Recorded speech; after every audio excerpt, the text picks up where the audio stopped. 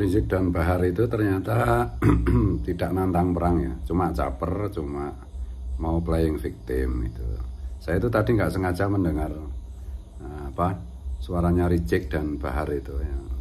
Saya nggak lihat ininya gambarnya gitu, karena kalau lihat gambarnya kan mual saya.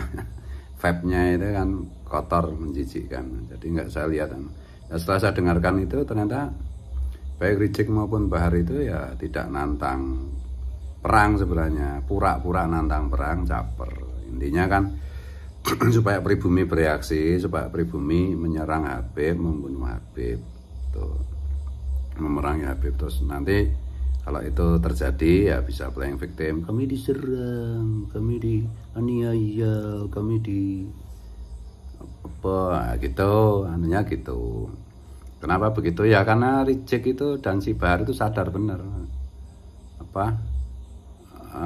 budaknya itu, budak pribuminya itu udah jauh berkurang.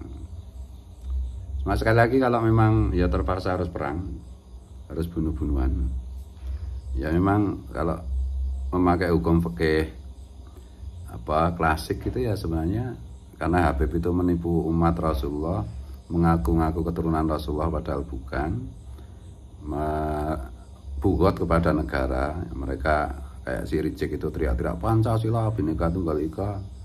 Juga si Bahar, padahal mereka lah yang merusak Pancasila, yang mau merobohkan Pancasila dan Bhinneka Tunggal Ika. Nah, hukum membunuh orang seperti itu apalagi dalam keadaan perang itu ya hukumnya wajib. Darah mereka itu halal. Kalau pakai perspektif fikih tradisional gitu loh. Nah, untuk budak-budaknya sekali lagi kalau terjadi perang itu ya pribumi jangan membunuh budak-budak Habib.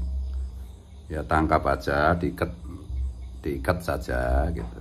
Nanti kita didik lagi, kita hilangkan sihir yang nempel di pikiran dan jiwa mereka. Sihir dari Yuya itu, leluhurnya si Rizik gitu. Gitu. Nanti teman-teman nggak usah gimana-gimana, dan ya ini juga ekspresi ketakutan di si Rizik, khawatir kalau tahu-tahu pribumi nanti nyembelin para Habib gitu. Dan kemungkinan itu ya selalu ada, selalu ada. Apa yang tidak mungkin di dunia ini. Apalagi coba-coba tes ombak dengan melaporkan saya soal monyet-monyetan itu, ya. Nah ini kan menambah panas suasana. Habis Lebaran bisa panas. Dan Rizik itu khawatir kalau tiba-tiba ada pembasmian yang dilakukan pribumi terhadap Habib gitu. Makanya dia keluar-keluar kayak gitu. Ya itu ekspresi ketakutan Rizik, ekspresi ketakutan si Bahar gitu. Apalagi kelihatan si Bahar itu udah pucat ya, mungkin karena ya pondoknya kan tanahnya bermasalah juga, pondoknya Rizik kan juga bermasalah, bisa digusur, dirobohkan oleh pemerintah daerah masalahnya. Dan bisnis esek-eseknya juga, bisnis esek-esek para Habib yang di Bogor kan udah disikat sama KDM. Ini saya nunggu karena ada isu-isu, berita-berita burung bahwa ada beberapa oknum Kabib itu ya punya pabrik narkoba nggak tahu di mana, di Jawa Barat apa di Jawa Tengah itu. Di backup oleh oknum aparat. Ya kita lihat aja nanti gitu ya. Jadi udah cek, saya nasihat kedua ini, udah cek Har, udah ngaku aja kamu bukan keturunan Nabi di depan publik, berhenti memprovokasi orang.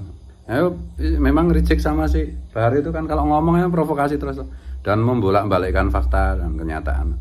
Mereka yang mendukung ISIS, tapi mereka juga ngaku musuh-musuh Pancasila. Ya dajjal kayak begitu. Ya. Kalau mau, kalau enggak ya terserah Allah. Allah itu kalau berkehendak ya bisa aja itu peristiwa 65 itu terjadi lagi. Peristiwa yang dialami oleh Habib DN Aidit, oleh Habib Sofyan Barakbah, oleh Habib siapa lagi yang satu itu, Musa Al Munawar, satu lagi yang temannya Sofyan Barakbah itu siapa? Pak, yang disembelih oleh pribumi. Bisa aja terjadi lagi kalau masih ngengkel nek cara Jawa. Ngono ya. Iki aku sisa samaan loh. Oh ya, ini satu lagi ini, ada kiai bilang ya kita kan harus menjaga ukhuwah. Ya memang Bapak Habibullah itu mengajarkan kita ukhuwah Islamiyah, ukhuwah sesama umat Islam, ukhuwah watoniyah, ukhuwah sesama warga bangsa negara, dan ukhuwah basyariah, ukhuwah sesama manusia. Itu kan juga Bapak Habibullah itu kan mengutip mutiara kata dari Sayyidina Ali karramallahu wajhah. Ya benar. Tapi apakah berlaku juga untuk terhadap Habib? Ya enggak. Ya mereka nipu umat Rasulullah, ngaku cucu Rasulullah padahal bukan, dan pengakuan cucu itu mereka gunakan untuk merusak bangsa dan negara, merusak agama, merusak marwah kehormatan kemuliaan Rasulullah, dan merugikan umat Rasulullah. Itu kan bugot fil Islam, bugot fil negoro kan. Tidak ada ukhuwah seperti itu. Masa kita ukhuwah sama iblis, sama setan ya. Ukhuwah sama dajjal ya haram no hukumnya. Ya. Yang benar itu ghazwah, memerangi. Kalau salah kalau keliru minta maaf. Mereka